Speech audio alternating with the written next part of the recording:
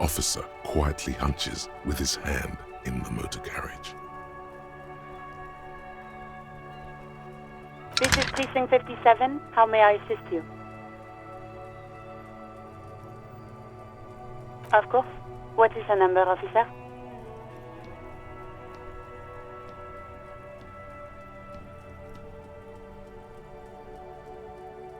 Yes, hold on. Her number is 005 1944 298. Received. Hold on, officer.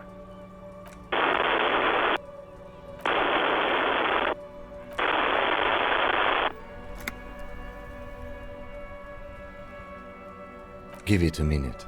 She might be busy at the moment. Takes a bit to get to the phone. Just wait. Relax.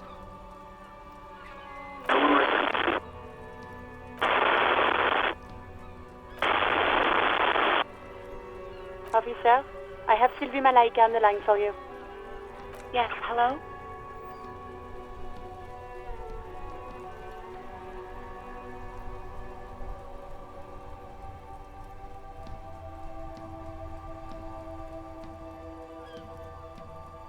Oh, right.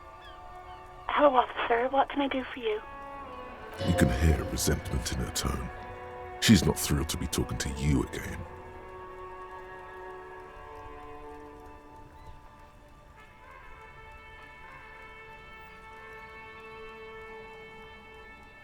You mean, why did I leave the bar? Honestly, I'm not really comfortable discussing it with you, sir.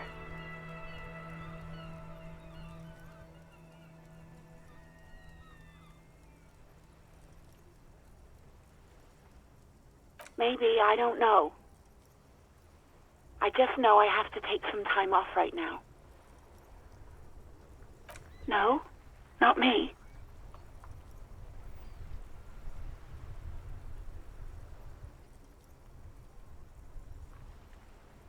What? Of course it bothered me. But I thought the union already knew about the court.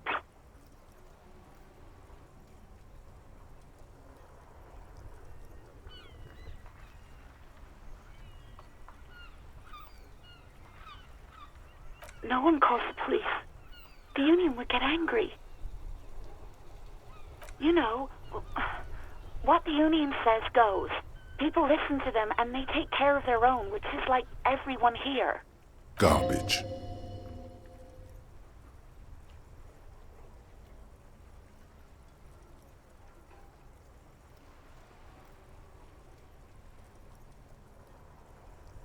Legally, no.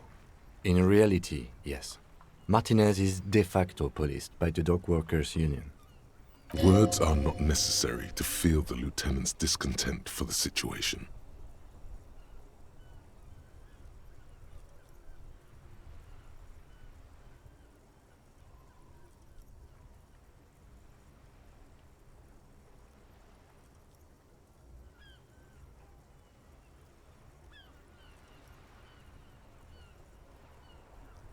I don't know what to tell you, officer.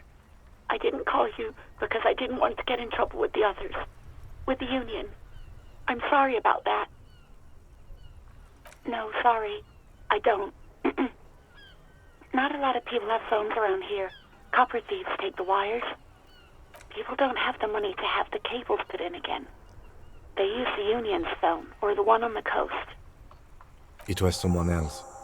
We'll find them sooner or later, officer. It just might take a while. Yeah, go on. Yes, I know who you are. You're a police officer. The law.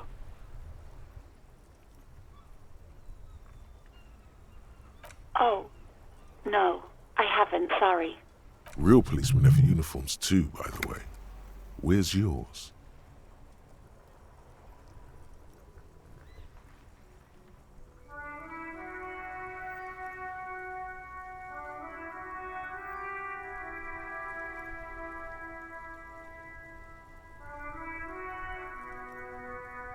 He's in plain clothes, voluntarily. It's different from not knowing where your uniform is. There are officers who wear the signature Perseus black uniforms to the highest ranks in the RCM. and end up buried in them as well. Others do it more casually. Looks like you're one of them. Please, no. Not this again. Everyone saw your cool gun, detective. You were trying to impress some people with it. Everyone was eating and...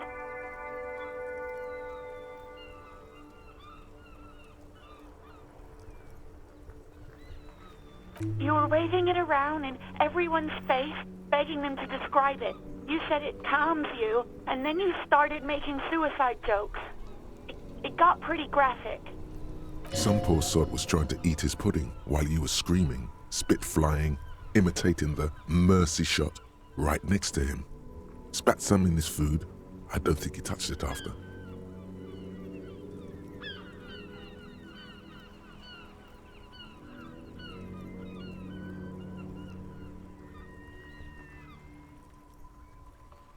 Me neither.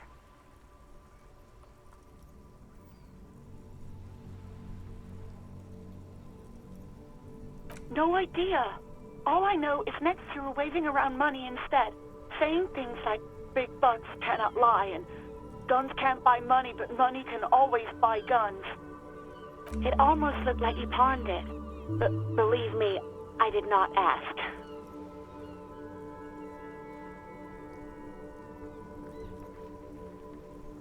Uniform? I never saw you in any uniform. You had your things on. The disco things. I do hope so. Please, don't call me again. Bye.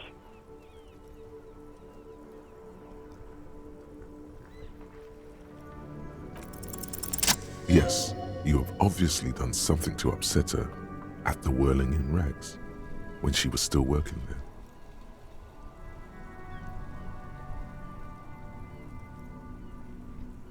I'm not mad, it's just... You were so drunk and so emotional all the time, and then the skua thing happened. It just made me want to quit. The stuffed bird, the great skua, you threw it against the wall while screaming, "Fuck that bird," and laughing like a maniac. I think you said it had been giving you shit ever since you got there.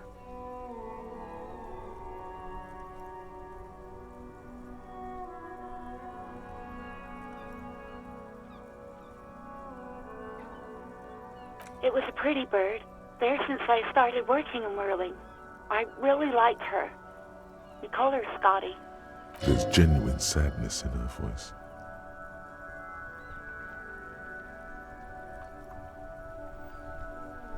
Yes, obviously. You were the worst client I'd ever seen. And I had seen so many assholes in this place. I've had sailors fighting, union guys grabbing my ass, kids stealing booze. Once a guy was glued to the karaoke machine every night for 2 months. But you...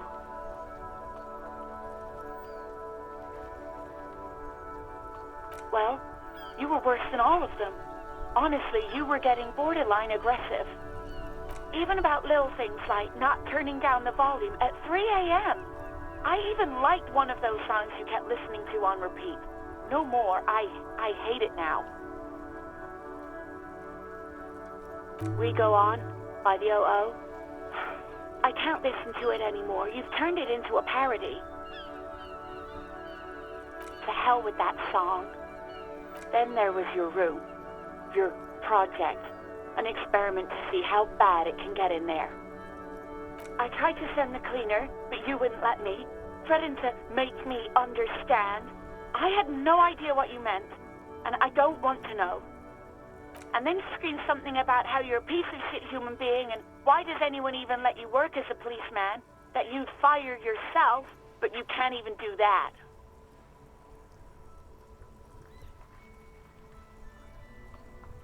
And then I had to deal with your toilet, the one you clogged with police documents, causing water damage downstairs in the kitchen. I won't even mention you waving your gun around, harassing customers, threatening to sing karaoke, threatening to kill yourself. The ones I had to wrench out of your toilet. Damn it, I don't remember what I did to your damn papers. I don't remember every little thing I do.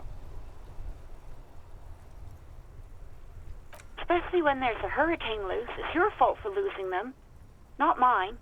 Something in you wants to immediately forget about this, as if there was a reason you threw them away.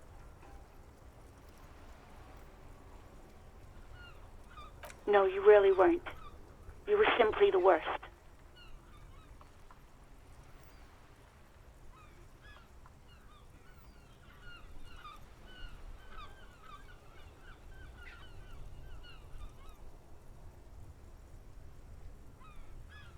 God, I knew I shouldn't have brought it up. Just try not to call me again, and let's pretend it never happened.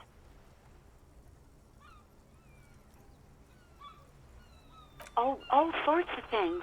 From disco, rock too. So much disco and rock.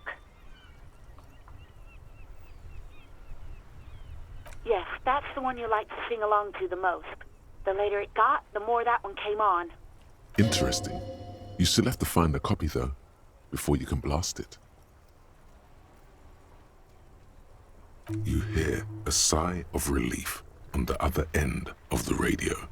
Wordless, the call breaks. Then, the already familiar voice. Anything else I can help you with, officer?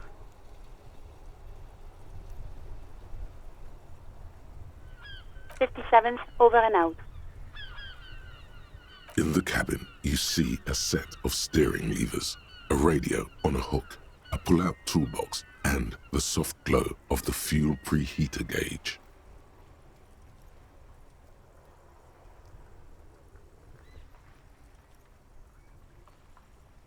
This is the Precinct Kinema, my motor carriage. You can use the toolbox and the radio if you'd like. Motor carriage, motor carriage. Something bad with a motor carriage. A dark lump rises in your throat.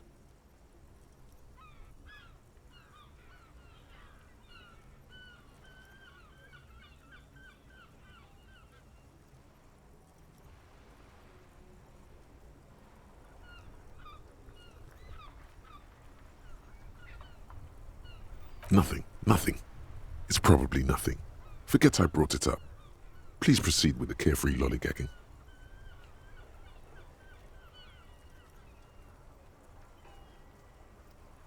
Yes, sorry about that. The Precinct Kinema does have a rather distinctive engine sound. He says it with very badly concealed pride. In the cabin, you see a set of steering levers, a radio on a hook, a pull-out toolbox, and the soft glow of the fuel preheater gauge. A metallic drawer slides out from under the seat and clicks into place. The tools inside are neatly organized. Take what you need, officer. It's going to be a long case.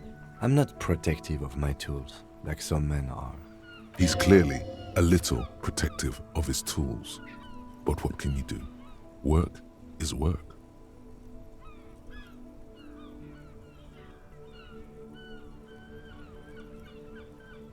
It's robust, weatherproof, and well-made. Police issue, blue. Lets you see things in the dark you would otherwise miss. The pry bar feels nice and cold in your hand, heavier than you'd think. Useful for opening all sorts of doors and lids. The handles are long and sleek. Snap, snap, go the cutters in your hand. The pull-out toolbox slides back into its nest. Preheater gauge casts a warm glow on the steering levers and the radio on its hook. The white suede feels luxurious under the touch, and the metal clutch handle so very familiar in your palm. As you tap on the gauge, the indicator pin jerks as if startled. It's in the large orange sector, indicating the engine is warm. Next to the gauge is a red switch labeled heat. There's no use pressing the heat button. It won't start without the ignition key. Translation: we're not going anywhere right now. Alternative translation: don't even think you can drive my MC.